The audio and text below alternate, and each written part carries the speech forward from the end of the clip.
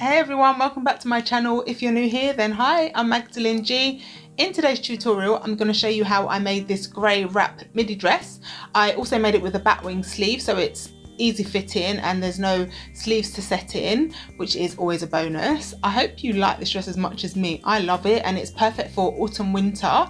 I used a knit jersey fabric and I bought 2.5 meters, but I bought excess because I knew that I was going to make something else with the extra fabric. So you probably only really need about 1.5 meters, and I made it a wrap dress style because having a larger bust, a wrap dress is always flattering on larger busts. So wrap dresses are always a key and staple piece that I have in my wardrobe. If you haven't already, please don't forget to like, comment and subscribe, and don't forget that every Sunday I'll be going live. It's not all about sewing, just general chit chat and Q&As or whatever, any topic. So yeah, it's a chance for me to connect with you guys as well and get to know my subscribers and my viewers, and you get to know me too a little bit better.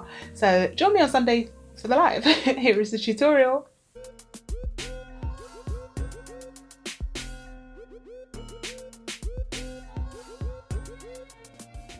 So here is everything you'll need, and the fabric I bought was polyester viscose elastane and it was £5.50 a metre. Right, so to start, I've laid out my jumper, I've opened it up and the front is facing up.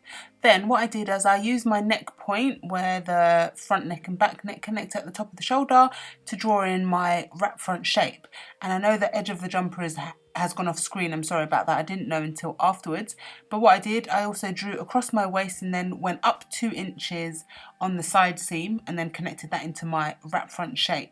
So although you can't see it, you're not really missing much, it's just the 2 inches on the side seam. Once I'd drawn in my shape with the chalk, because my jumper has holes in it, I just used a pencil to draw through the holes to mark that onto the paper. But if you don't have a jumper with holes like mine, then just use a tracing wheel or pins. Next, I squared out from my neck point, so across the shoulder, just squared across. This is going to be the top of my arm, the top of the sleeve, and I'm actually going to make this a fold line because I really don't want to have a seam going down the top of my arm. Then I measured from my neck down to the middle of my forearm, which for me was 23 inches. So I went to the middle of my forearm because this is where I wanted the widest part of my sleeve to be, and then I wanted to taper it into my cuff. So on that line, I marked my 23 inches, then I added an additional 8 inches to reach my desired length, which is just past my wrist. Then square down at these 2 points with a dashed line, and I'm using a dashed line in places because I haven't established the full shape of the sleeve yet. Once I've established the shape, then I'll go over it in a solid line. And before I shape my batwing from my waist into my sleeve, I measured around my cuff, which was 20 centimeters. So I came down half of that, which is 10 centimeters, because this is the narrowest part of the sleeve that I wanted. The rest of it I wanted wide. So I measured down 10 centimeters and squared across. Before I moved my sleeve out of the way, I needed to decide on how far down from my armhole I wanted to come. So I decided on about 15 centimeters, and I drew the line in a diagonal directly from my neck point. So 15 centimeters from my armhole, and again I used a dashed line because I hadn't established the shape fully yet. And again, before I drew my underarm shape, I had to decide on how wide I wanted the widest part of my forearm to be, and I decided on 16 centimeters, so 32 in total. Then I shaped the armhole from that 16 centimeter mark down to my waist, and I did forget to mention that at my waist I came out 2 inches only on this side, not on the side that is cut off, because I didn't want the dress to be too snug fitting, and this jumper is easy fitting but it is a bit snug as well. So I came out 2 inches, so that's where I shaped my armhole into.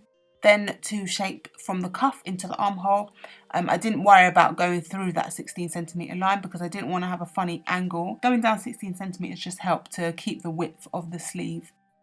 And once I was happy with that shape, I went over it in a solid line and also drew in my waist because that was still in pencil, and my neck shape.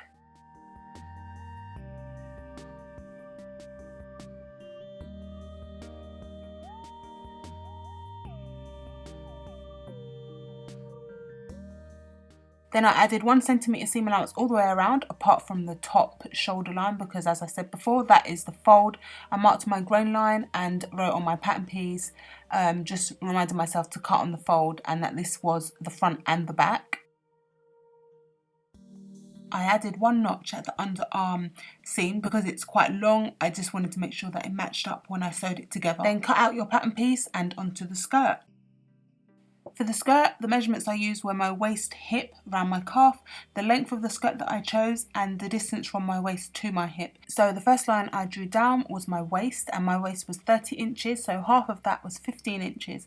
And I added an additional inch because I didn't want a snug fit, so that would give me 2 extra inches around my waist. Then at the halfway point, which is 8 inches, I squared down. This is going to mark the centre front and the centre back because again we're using one pattern piece. You can get away with doing that when it's a bodycon skirt, but obviously if it was woven we'd have a front and back. Then I measured down from my waist the distance from my waist to my hip, and that is 9 inches for me. Then I squared across because this is my hip. Then on the centre line I measured down the length of my skirt, which was 33 inches, and squared across for my hem. The last measurement to apply was my hip, which was 46 inches, so half of that was 23 and 11.5 inches either side of the centre line. Then I shaped from my hem to my hip to my waist with a curve, no pointed angles, and rather than trying to get the same shape for the other side, I decided that I would add my seam allowance first of 1 centimetre around the block and 2 centimetres on the hem. So sorry, that's 1 centimetre on the waist, side seam 2 centimetres on the hem, and then fold the pattern down the centre line. Once I've done that, I could pin the pattern together and cut out the skirt, which would make both sides identical.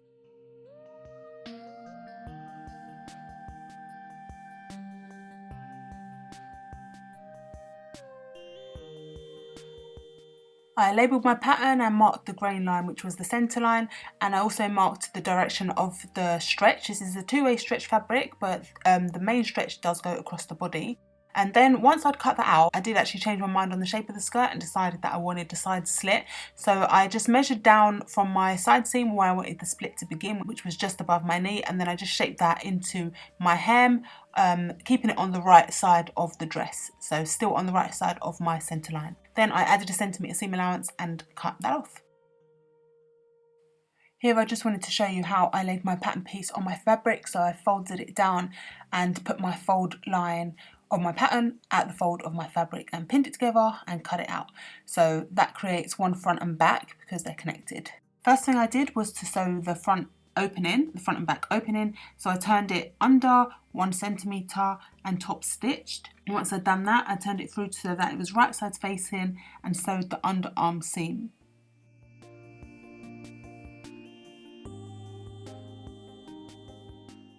Next, I put my left side into the right side because for women, right always goes over left.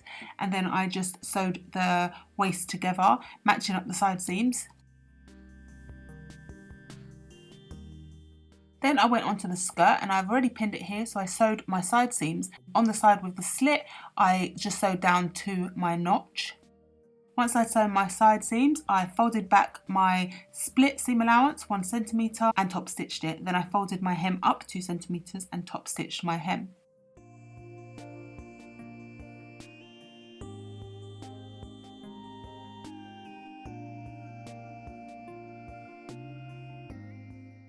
Then I turned both pieces through to the right side, my top and my skirt. And to place them both together, I took my skirt and I just put my hands through the bottom and pulled my top through the waist of the skirt so that the skirt is now on the wrong side facing up, but the right sides of the cloth are both facing. So the right side of the skirt and the right side of the top are facing, and I matched the side seams and I sewed around the waist of both.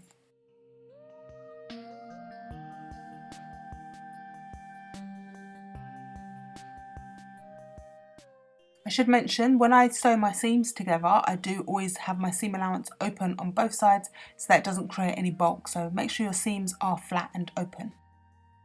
Here it is all sewn up. I didn't show how I made the belt because I've done so many belts on my channel, and for this one I wanted it 3.5 inches wide, so 7 inches in total, and I made it about 1.5 meters in length. So I just sewed down the length right sides together, and then turned it through and closed the ends, and that was it. Dress is all finished.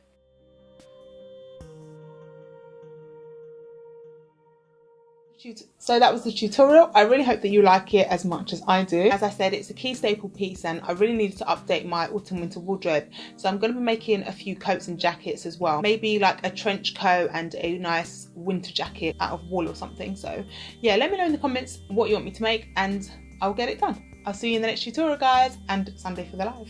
Bye.